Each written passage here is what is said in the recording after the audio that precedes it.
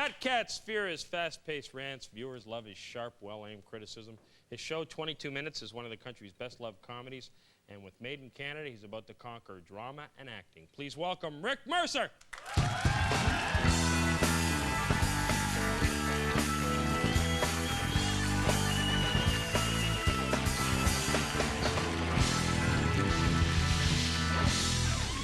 Yeah.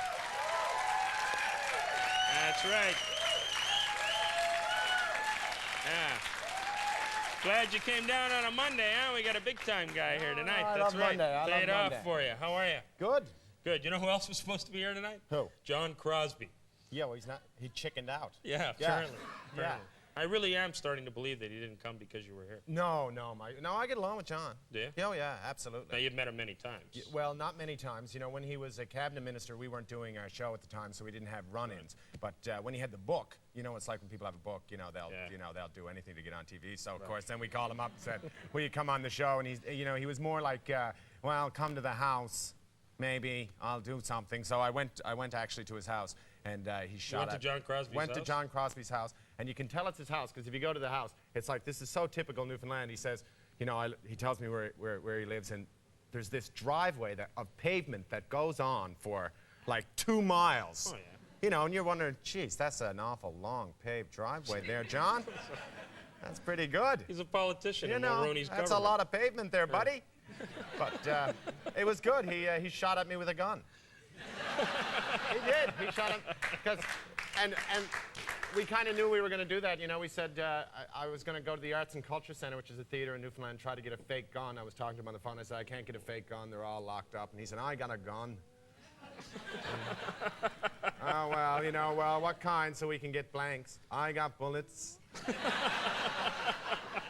Very good, very good. So we went out and he did. He shot at me and almost shot his house. Are you serious? Oh, yeah. Yeah, Wow. He had the gun. First he had the gun. He said, Jane, get me my bullets, his lovely wife.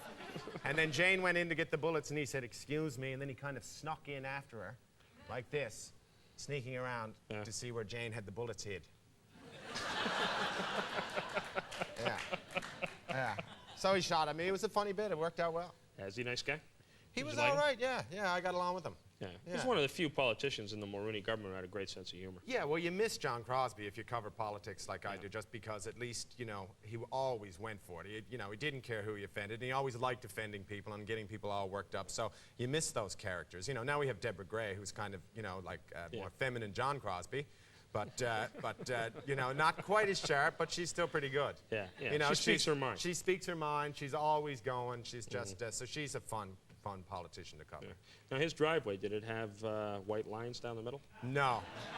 No? No. No. Just kind of figured it was some kind of kickback deal you could expose here. I don't know. There's a lot of pavement.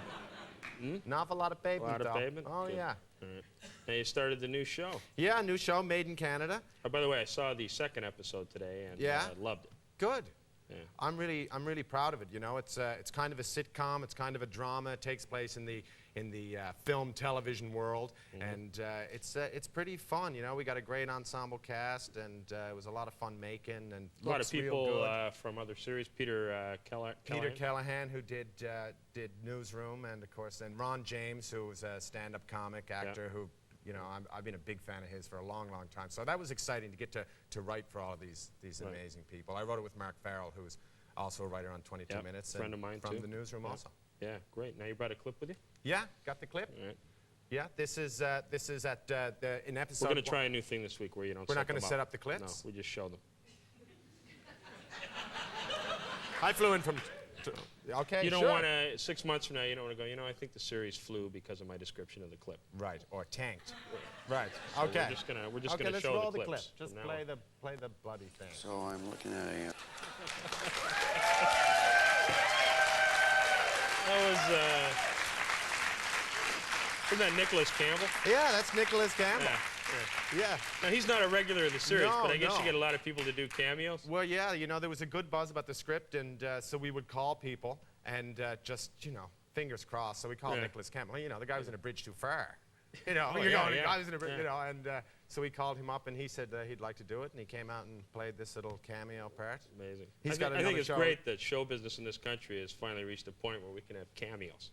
Yeah. Oh yeah. No, exactly. You know, because even a scant 2 years ago, we would have called them extras. Yeah. But now they're cameos. You want me to audition? No, come in.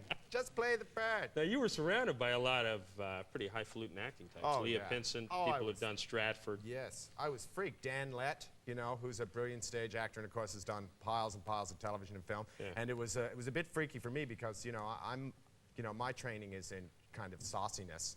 Right. And, you know, just, you know, being a wise ass, basically. Yeah. Which I find offensive a lot of the time. I know you do, I know. But, you know, so, you know, you try to surround yourself with the absolute best people you can. You absolutely get the best actors you can. But then you get in a room and you're about to do the show and you're saying, you know, Peter, do you know Dan? Dan, do you know Peter? And they say, oh, we did a play together at Shaw. You know, I'm going, that would Shaw be like, Cable. Shaw Cable, yeah. That'd be like a... That's what I'd be doing. Yeah. Yeah, that'd be like a full play where you had to learn all your lines and stuff, eh? What was that like? Good. All right, because you're such a big star, we're going to do another segment with you. We'll be right back with more from Rick Mercer. We're back, folks, and in one of those rare emotional television moments, Rick has something he'd like to say. Tress, will you marry me? I think she should marry him. Oh. I think Tress should marry you. Girl should always have choices, though. Yeah, but I talked to him in the break. He seems like a good guy. I think you should give him a shot. She'll marry you because we said so. Yeah. I hope so. I really do. Now, let's talk a little more about the show. It's not really, I wouldn't call it a drama. No. I wouldn't call it a sitcom. No, it's not a sitcom because we don't fall over couches and stuff, and of course we don't have a studio audience. It's all shot on location. But it is, you know, it's written in the style of a sitcom. It's a funny show, and that's, you know, myself and Mark writing it, that was our #1 priority, make it funny.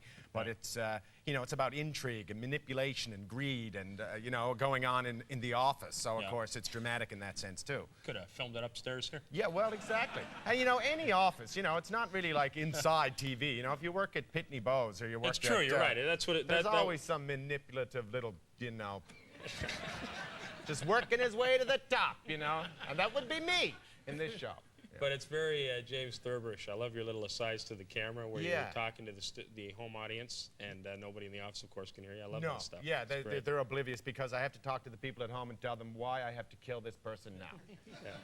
And, of course, in, you know, this day and age, we don't kill them, but we have to take their job and destroy their reputation.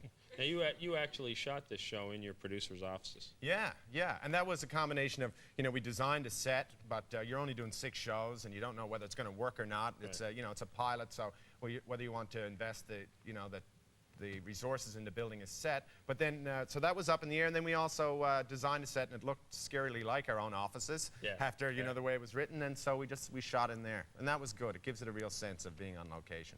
All right, great. Now you've got 6 in the can now, so to speak. You've got 6 that are ready to go to air. Yeah, they're going to start October 5th, and you know, on the CBC they're at 8:30. All right, 8:30 on CBC. Yeah. All right.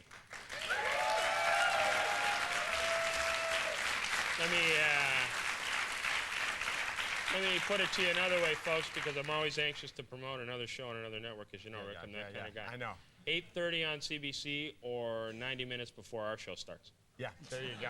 And then you can, that's another way to look flick at it. over then after. Now, you're your own lead-in for the show, which I think is really interesting, because that's the first time we ever heard of that, because this hour is on just prior to your show. Yeah. I mean, we just started production this week. I'm heading to Washington tomorrow to, you know, try to talk to the president. I'm sure I won't. But I might be able to yell at him from a distance. Please, God. Put on a dress and lots of lipstick. Yeah, We'll get into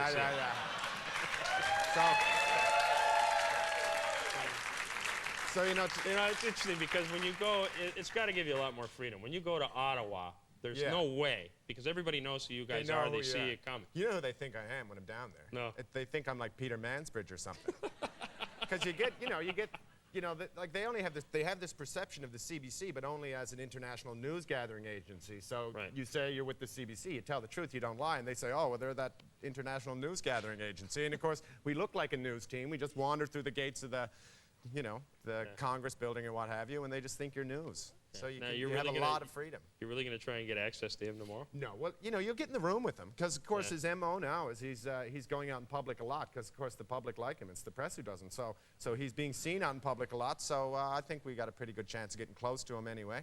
And I'd like to talk to all the international media that are there just covering this story, you know, and maybe have a bit of fun with them. Wouldn't it be funny if none of them are legitimate reporters? They're all from comedy They're all series from over the comedy world? troops.